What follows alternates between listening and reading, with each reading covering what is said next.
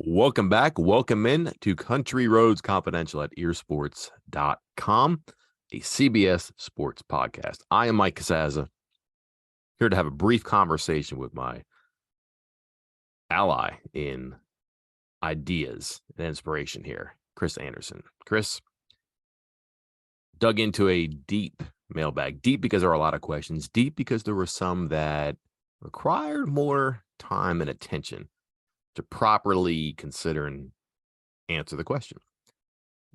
We're going to circle back, press pause right now, and give a couple of those questions some more time. Leading off with one today about the new athletic director at West Virginia, Wren Baker.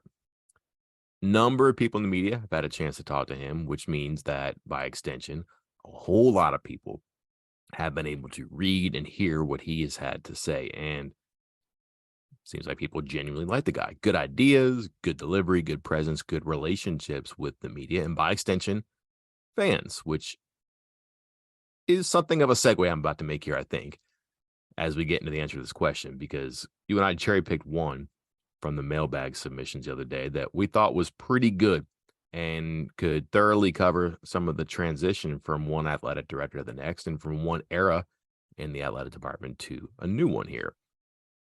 And it has to do with what Wren Baker might prioritize if he solicited our opinion. Take through this question and why it has your attention. All right. So the question comes from JMOL 1989, and it says, what can Wren do to help the football team succeed? If Wren Baker called you for suggestions, what would they be? Also, what is he going to have to do to get the fan base excited for football this upcoming year? Can he help improve fan interactions? And he gave a couple examples. I think it's important because, again, you and I have discussed this is going to be the biggest hurdle he's going to have to face is one, trying to consolidate donors. And when you say donors, I think a lot of people immediately think of the big donors, the guys who donate in large sums. But there's also the donors that are you, the listener. You are donors in the sense that you purchase tickets, you purchase merchandise, you come to the town and you spend your money. You are donors, large numbers of donors. And he must consolidate you as well. And I think it's important to try to figure out how that can happen. And that's why you and I are going to take a few minutes to discuss this topic. I think a lot of people are going to hear that question and think like bells and whistles, an NIL bag, something like that. But you've been in that facility, Chris. You talk to recruits. I've been in there. I've been to other campuses. Like you and I have kind of covered the spectrum of the whole, I would say like experientially, what players or coaches or recruits or transfers might factor into their decisions. And truth be told, West Virginia has nice stuff, it's facilities, it's infrastructure, it's support, it's academic support, it's athletic training, it's the training table, it's a locker room, it's a podcast studio, it's a barber shop, it's meeting spaces, it's this and that stuff that does speak to players when they're on visits, stuff that players can kind of embrace once they're part of the program, stuff that players and coaches need to function. I'm not sure that West Virginia is wanting in that. Do they want more? Sure. Are they embarrassed by what they have? No. So I guess let me ask you this, Chris. Are there more items you would put on the list of stuff that West Virginia could have that would answer this question? Wren Baker could wave his magic wand and give it to Neil Brown so that it would help. No, I think this is, God, Mike, I'm supposed to be an economics major, and I'm now forgetting the term, but there comes a point where like your return on investment for money spent, like every dollar you spend, you're hoping to get back X. You've gotten to the point with the facilities that West Virginia has. I believe they are to a point where you're not getting the return on your dollars that you're going to spend right now on top of what you already have. Could you add some Alabama-esque, waterfall cryotherapy hot tub that converts into, a pool table and a lounge, sure, but you're going to spend an extra $100 million on something like that. And what's the benefit? Is it going to be like one extra recruit, two, maybe? Like, they have done a great job building up the facilities and the stuff. I think it's a great term, the stuff that they have. And I think any extra dollar spent on top of that right now, as far as improving facilities, it's not a waste, but it's not the best use of your money at this point. Yeah, have a cryo that was donated, I believe, by some former players, correct? Or paid for, I should say. Have a hot tub. Um, it doesn't convert into a pool table. That'd be pretty cool, actually. But yeah, like the things that would make kids go ooh and like nudge their friend they're traveling with on the elbow, like during a visit, like man, they don't have this at blank. That stuff is pretty above board, I think. Could they be better, flashier, newer in some spots? Sure, but like they're not like, for example, I always use this anecdote. West Virginia would not bring recruits to the training room before because it was bad. Like imagine that. Like you're gonna spend a lot of time in the training room in a college football team. They would not take kids there to visit. That's totally different now. Like their medical facilities are really nice, and where they work and where they hang out, where they eat, where they train, fine facilities. So they don't really need to worry about that anymore. Could they build a practice facility? That's the answer to the question I think a lot of people are going to have. There's, as we've documented many, many times, there's issues for that. Money, space, so on and so forth. We're not ignoring that answer, but also we did consider the idea that, okay, what could help as far as stuff? And really, there's not a whole lot there, too. Could they have a private jet where they travel easier? Could they have, a helipad that maybe they could take helicopters to Clarksburg? My point being, like, even travel is pretty good. Not a whole lot of stuff there that they're at a want for. I mean, and again, short of like NIL investments and money, sure, that would be it. So I think we kind of come to a different answer here, Chris, in that to tie all these things together, which is how to get fans to care. Does it necessarily help the team this year? I don't know. But again, I don't know if there's a thing out there that you could acquire and install that's going to make this team better. It's not a hot tub. It's not a whirlpool. It's not an infrared recovery machine. Nothing like that, which I think they have that too. So as you're seeing, all these things we're rattling off. It's not this. It's not this. They all have that stuff. So that's good. So what is it that's going to make this better?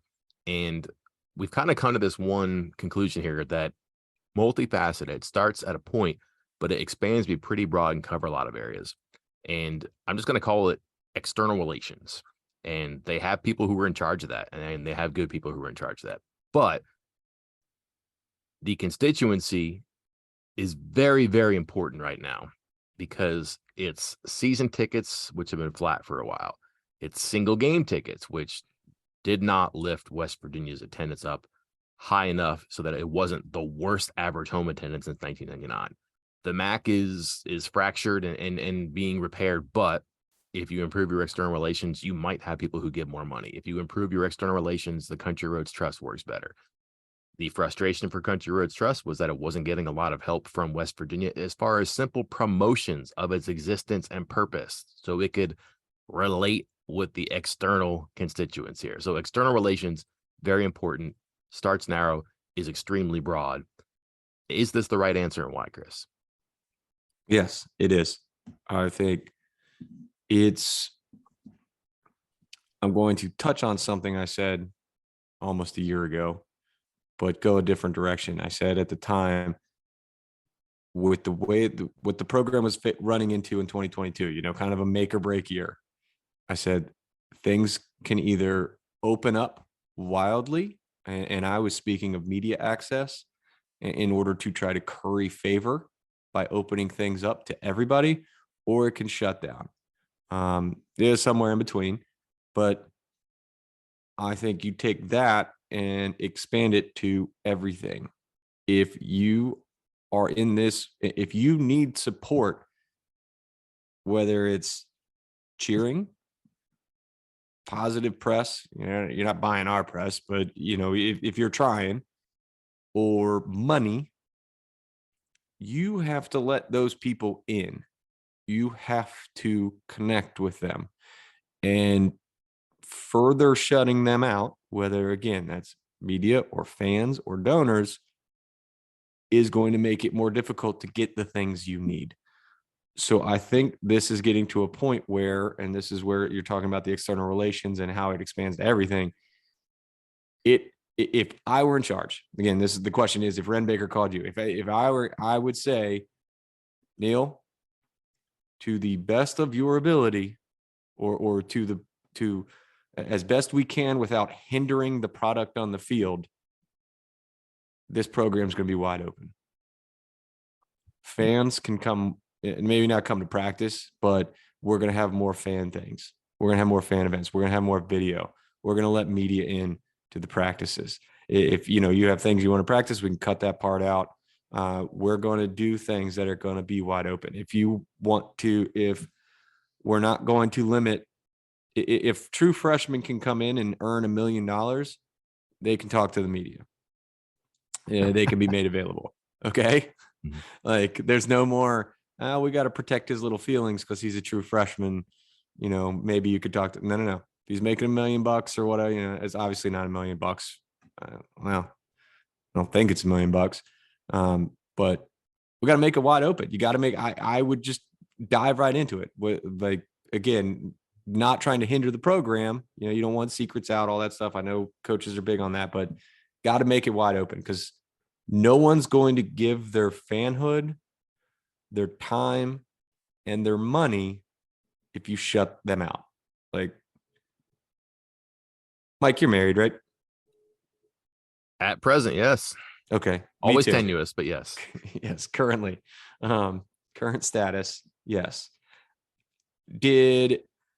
When you and your wife first met, did you just ignore her, not talk to her, block her, and then just show up and be like, hey, let's go out? Is that how that worked? I thought about it, and then I solicited the opinions of people who know more about the topic than I do. And I've been married for 15 years. Right. It takes time. It takes opening up. And it's I'm joking about us being married and our wives and those relationships. It's a relationship with your donors, with your fans, with the media, with everybody. You got to spend the time. You got to put in forth the effort to get it if you want to get something back. Yep. So as I catch what you're putting out here, it seems like I would answer the phone from Wren Baker. Mike, what do you think? I got an idea, Wren. You're going to your football coach and you're saying, Coach, I'm turning the hose on, and we're going to have access and we're going to have insight and we're going to let people enjoy this program. That seems like the way to go here, external relations. And again, when you turn on the hose, you're going to hit a lot of people, which is good. That's fine. That's the point here too. Is it a media thing, access thing? This is not about getting to practice or having practice reports or anything like that. But if fans know more about the players, they're likely to support the program, whether they show up, they're vocal on social media, they buy jerseys, they do NIL stuff, whatever. Like, that's just a thing. And also you feel an attachment to them. If you're tired of losing players to the portal, you might feel differently about that. And you might put your money where your mouth is, or you might put your support where your mouth is if you know more about the players.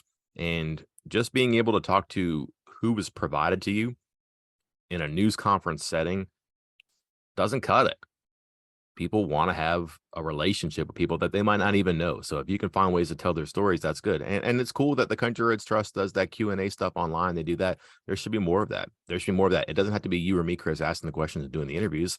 Like, there should be formats for everybody to tell their stories if they want to. If you're a true freshman, you don't want to talk. If you're a senior, you don't want to talk. You don't have to.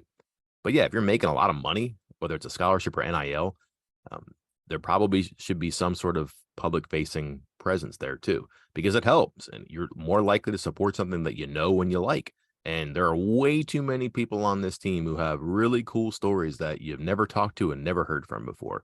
Selfishly for me, Jaido Favoris comes from like Muay Thai royalty in the Netherlands. I would love to talk to that guy. And there's probably a really cool story about his dad being like a warrior. And you would know more about him. We've never gotten to talk to him before. Will Schoonover came in at the very end of the season on Veterans Day. that was a really cool story because of his background and what he went through in the armed forces. And now he's playing football and wrapping up his career. And people really like that. I'm not saying everybody is like that, but a lot of people have a story that you can root for and you can do that. But also let people into practices because they're going to see something very early on and say, I like this team. I like this position. I like this battle. I'm going to follow it. I'm going to support it. And all of a sudden, everything's healthier. And that merry-go-round is a little merrier every time it goes around. Everybody feels like they're on it. They're on board. They're there for the ride. And they want it to work. And they're all going to push in the right direction. What you have right now is not that, Chris. As we shared the first 5 or 6 questions from our um, Q&A mailbag were like just observations about how blah things are right now. And it's not just me. A lot of people have made this observation. This isn't a fun program. And when you're not good and you're not fun, that's different from being boring and good. They're not fun. They're not good. And how do you change that? I don't know. But if you can bring people in who could find something to be excited about or want to participate in it, that helps out a whole lot. This starts, I think, Chris, in spring football and what they do there. Do they make more people available? Do they open more practices? Do they put videos online? Can you actually talk to assistant coaches and not just the coordinators? Is there a luncheon? Is there some sort of meet and greet with all the players? The answer should be yes. I don't know how many of those questions, but yes. And then that spring game, I don't know if that's got to be like a carnival for football, but that would be my launching point for whatever I'm trying to do to get people stimulated in football. And Wren Baker told me the story of having a professional wrestling event at a UNT football game with the Von Erichs and getting about 5,000 people to come to a game to watch 2 wrestling matches, or actually matches in 2 rings. I forget exactly the particulars, but did that have a wrestling match here? No, but like turn that spring game into something that's a celebration of what's about to happen. And also this new partnership between fans and football, because one really shouldn't have to happen without the other right now. If you told me that the spring game turned into a spring half and sadly the random special teams competitions just disappeared and the second half was a camp for children, Mhm. I think you, I mean, you're not going to double your size, but you're adding a couple extra thousand people in there. Throw in something. I know they do, the fan gear stuff and signatures. I know that's a thing Mhm. that a lot of people enjoy. You can have that somewhere, preferably like up in the concourse. Like that is covered, and you can set up tables. We see them set up tables and stuff like that for camps. I would have that event, the signing and the gear event, up there in the concourse. Have players spread out all around the entire stadium, and have fans walking around and invite back former players to take part in all of it. And have the fans like, hey, you want in on this, instead of $10, it's $20 or whatever. I know, raising barriers to entry is never good for improving attendance, but you can make it more. You can make it more than what it is. Again, if it were me personally, I'd have some product on the field. I would have players lined up throughout the concourse, current and former players, signing stuff, talking to fans. Down in the indoor practice facility, I would have a place for kids, just like, hey, have a couple, GAs down there, making a few extra bucks on the side, running a little mini camp for kids to just run around and act crazy in there and learn a few things. And then in the stadium, you have a half of football, and then you move on to something else. Cause I think, it could be more than that. And like you said, I think Wren Baker has shown that he has that vision to make it more than that.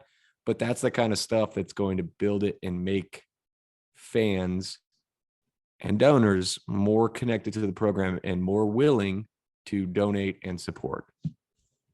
Yeah, the spring game just can't be your 15th practice and like a half speed walkthrough where you expect a lot of people to come just because there's a charity involved. Charity is extremely noble. Don't get me wrong. I think that's awesome.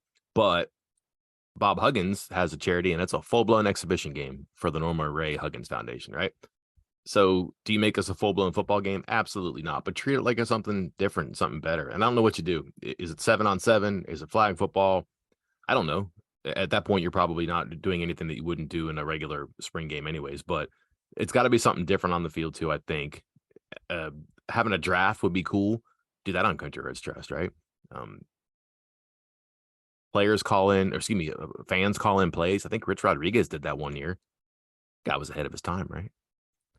Or what happens like if a play works, they get a sack, and all of a sudden during the timeout, like Jordan Leslie is drawing up a play on the sideline that's getting flashed up on the board about why that worked. Like, hey, here's what happened. Let me walk you through why this stunt worked, or why this zone coverage tricked the quarterback into throwing. Or if it's a touchdown pass, hey, here's what happened. You know, we flooded one side and the wheel route went up the rail and it was perfect. Just things like that, like let people know, because now you're making fans smarter and they're understanding things and identifying stuff and they feel like they're part of it. And all of a sudden you've had this one gesture that might not be very much. It might seem convoluted and crazy coming out of my mouth. It's not a whole lot, and you've done something to really kind of extend your hand and say, hey, you're part of this. Come on, we're going to need you. We want you to be a part of it. There's a lot of things to do like that. And hey, man, if you throw in like a beer fest or a concert or something on the side, heck, it'll be April, man. Do like ramps and morels for all I care. Be uniquely West Virginia, but make it something more than just a thing that you want people to come out and give money to the Children's Hospital, which is awesome. Keep that there, but make it something that's going to be like an event and not just a 15th practice. And then you've kind of aced your external relations there, because the next time you ask, and you're going to have to ask, but the next time you ask, you've got a lot of goodwill. And you might not get yes all the time, but you're going to get more yeses than nos than you probably would have if you hadn't done something before. So it takes a minimum. It takes more than a minimum, but I think that's where you start. If you want to get the support from the fans who have the great seats to the fans who might one day invest in suites in the stadium and everybody in between, you're going to have to make them feel more important. And college football fandom is like a generational thing. You start when you're younger, you go through your students, you age, and you maybe time out or money out of it.